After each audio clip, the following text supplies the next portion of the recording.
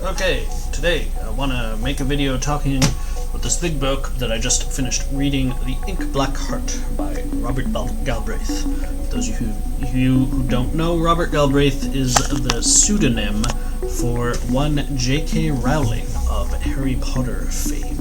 So, this is the sixth book in the series, and interestingly enough, I think in terms of word count, there's probably more of these Cormoran Strike novels than there are Harry Potters, right? So that's an interesting sort of milestone here. But nevertheless, it's a J.K. Rowling book, and so it's surrounded by controversy, and I want to talk about that. So before I even started to read the book, I noticed a bunch of articles were popping up about it, and they had the usual critique of J.K. Rowling, bringing up her transphobic views and her whole TERF stuff, everything like that, right? And saying that basically this book was supposed to be about an author who basically is J.K. Rowling, who gets murdered by a bunch of crazed trans rights activists, right? So, Rolling Stone published an article that insinuated that, and Yahoo News did as well. Now, I've read the book, and the problem with these articles is that that's not actually true. So, before we get into some of the claims made about the book and how accurate or inaccurate they are, let me first say what this book is about. So, the basic gist of it is there is a YouTube cartoonist, or two YouTube cartoonists, I should say, right? A man and a woman, who make a cartoon called The Inkblack Heart, which, by the description in the book, is sort of like Homestar Runner, except for emo kids. So it's that kind of cartoon type thing. And it's got a fan community around it that is particularly toxic. And I have to say, when I looked at the vibe of that fan community, it did come across as Harry Potter in the early 2000s, right? So it had that kind of vibe. Anyway, so the mystery of the story is that the female animator, Ledwell, is murdered in a cemetery while meeting with her partner. Her partner, meanwhile, is stabbed and paralyzed, right? So it wasn't him. And the Strike Detective Agency is hired to investigate this and find out what crazed fan or what crazed person is behind this murder, right? Needless to say, this is all in a backdrop of Twitter. There's actually a bunch of parts of the book where there are just like Twitter posts posted all around the pages, right? So it's all in the background of like Twitter hate campaigns and hashtags and canceling, I guess you could say, and all of that jazz, right? So again, the critics are alleging that the Ledwell character is essentially J.K. Rowling, and that the murderers did it because Ledwell was being transphobic. So let's examine those claims.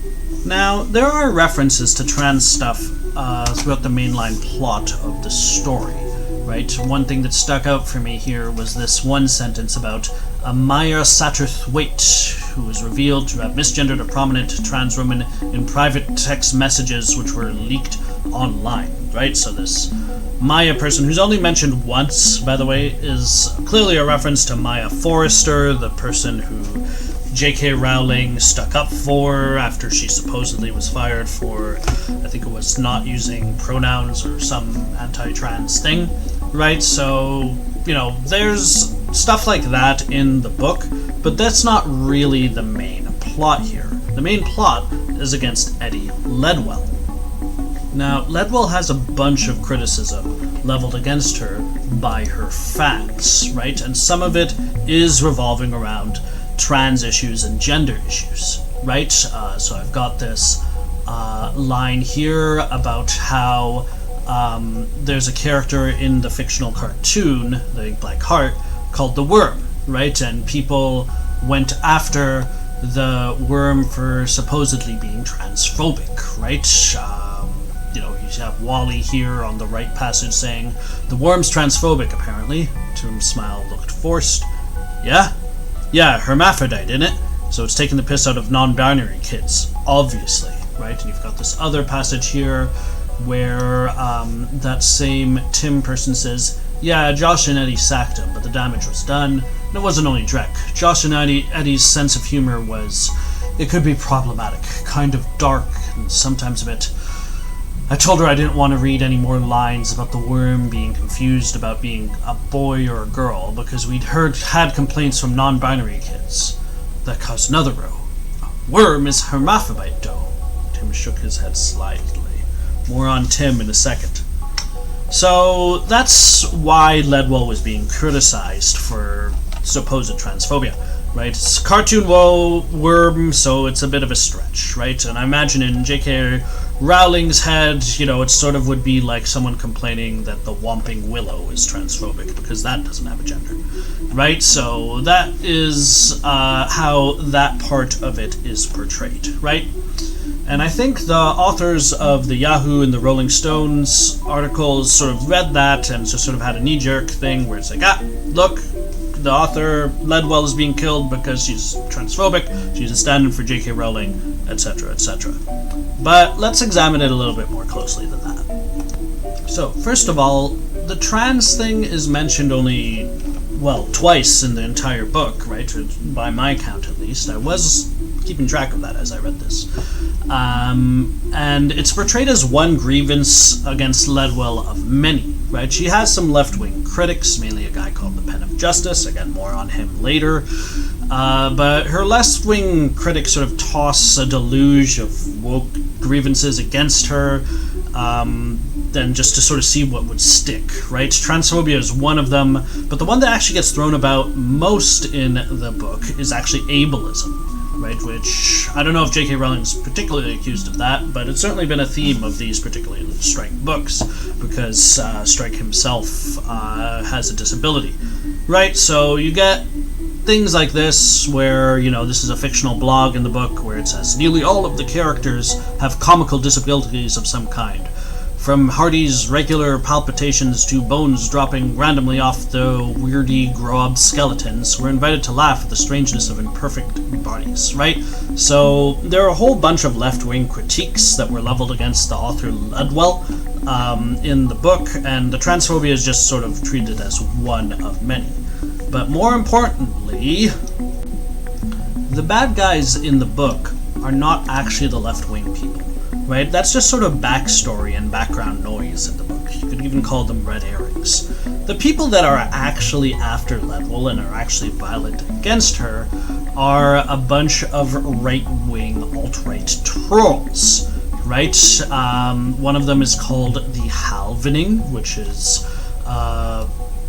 I don't know what exactly they're supposed to be based on. They have a bit of a Gamergate vibe at some points, but they're, I don't know, they're also Nazis, and unlike, you know, something like Gamergate, they actually do things. They send pipe bombs to people, right? And their mission is to sow discord between left-wing groups, send pipe bombs to people they find annoying, and they hate Ledwell because they hate women and feminists, and they also like Hitler.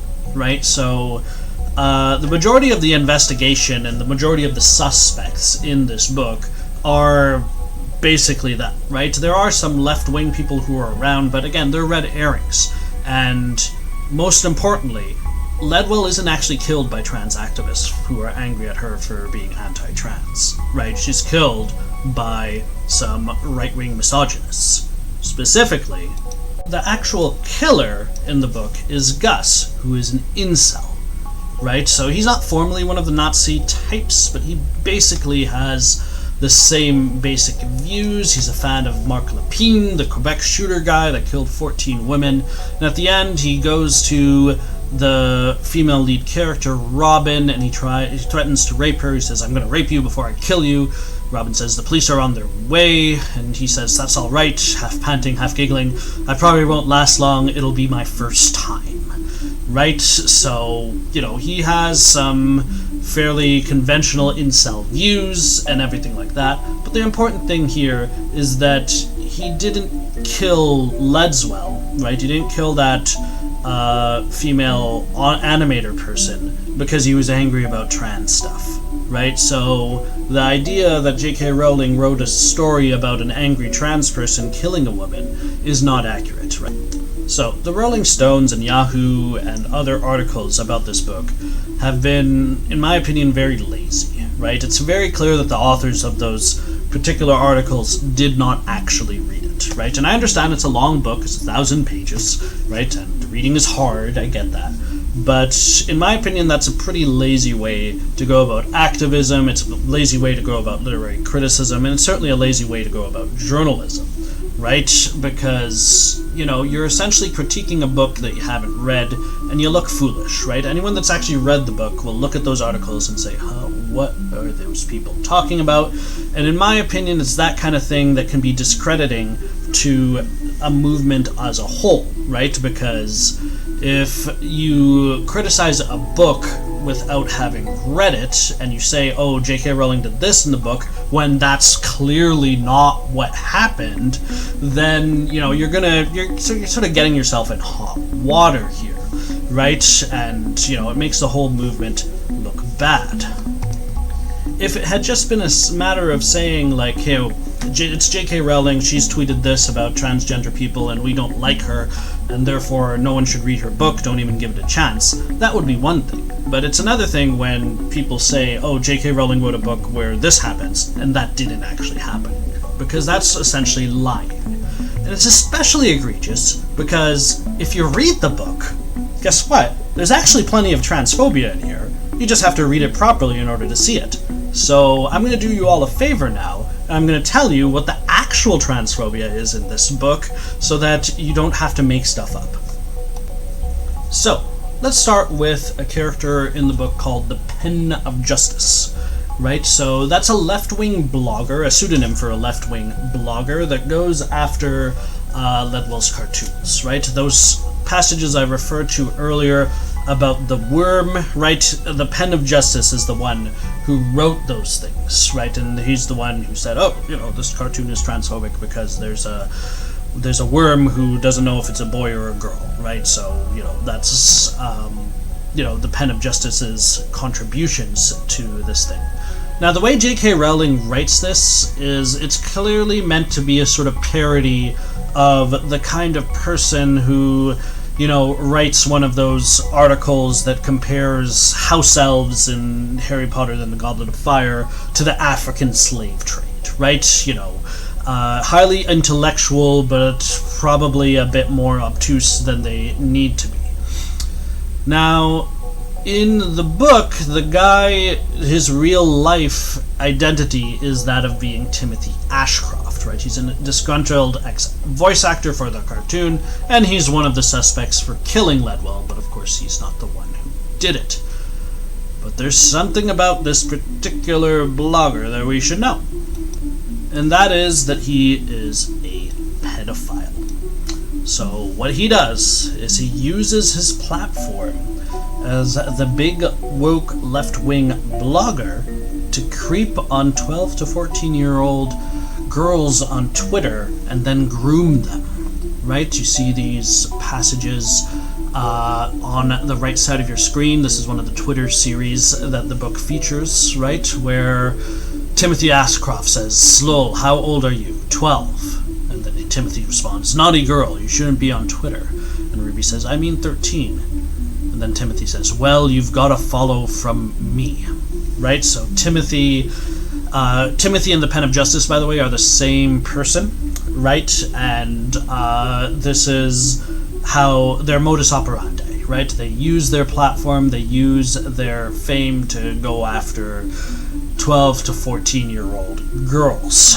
So, this is a pretty on-the-nose sort of characterization of trans bloggers and trans activists that typically will write those kinds of things about J.K. Rowling's articles.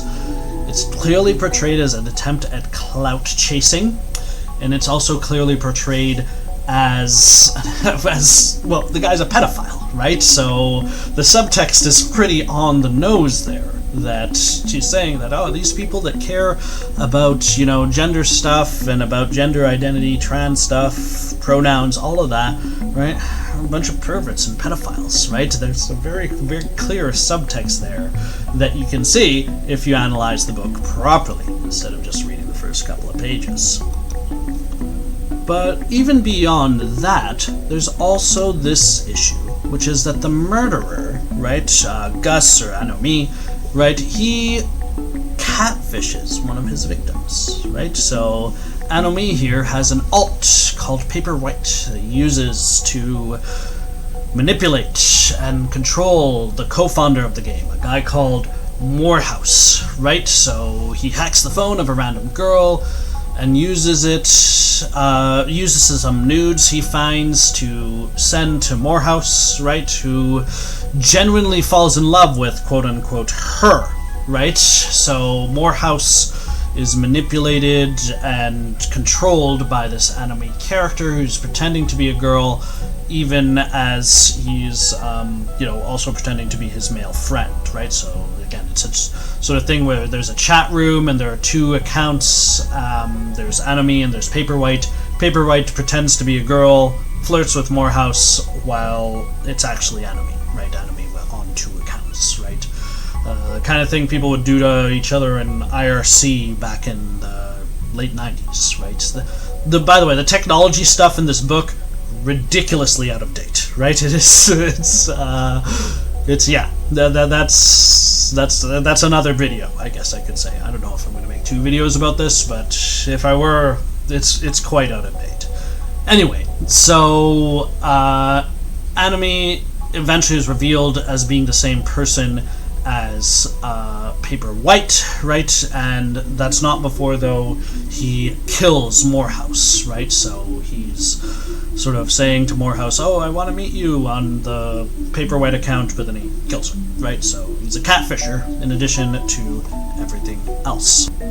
Now, no one defends catfishing, right? I think you'd be hard-pressed to find anyone who thinks that's a good thing for anyone to do to another human being, right? And there's no trans activist out there who is saying, we have the right to catfish people right now.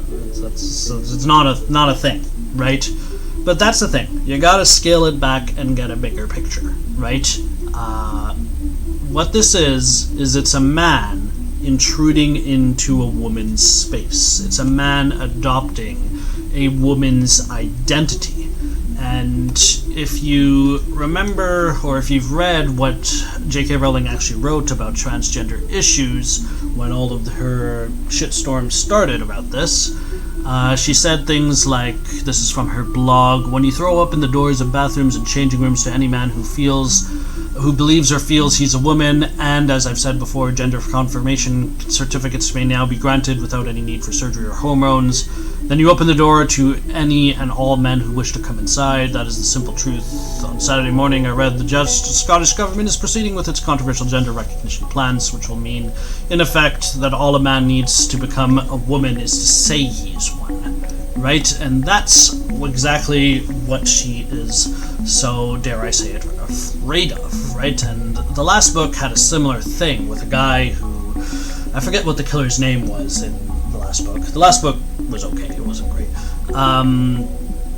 The last book had a similar thing with a guy who wore dresses in order to get into female spaces, right? So this is J.K. Rowling's thing. She doesn't really make transgender bad guys. None of the books have had a bad guy who is what we would describe as a genuinely transgender person, right? But she makes these men who will invade women's spaces, right? She makes these men who sort of push their way into a place that should be just for women, or that is by all rights only for women, and, use it for some nefarious purpose, whether it's putting on a dress or catfishing a colleague, right? It's all these men who are intruding into women's spaces, right? And that's really at the heart of her whole transgender critique thing, right? She sees it as just an attempt for men to get into a place where they shouldn't be, right? So that's very much what we see within the dynamic of the Inkblack heart.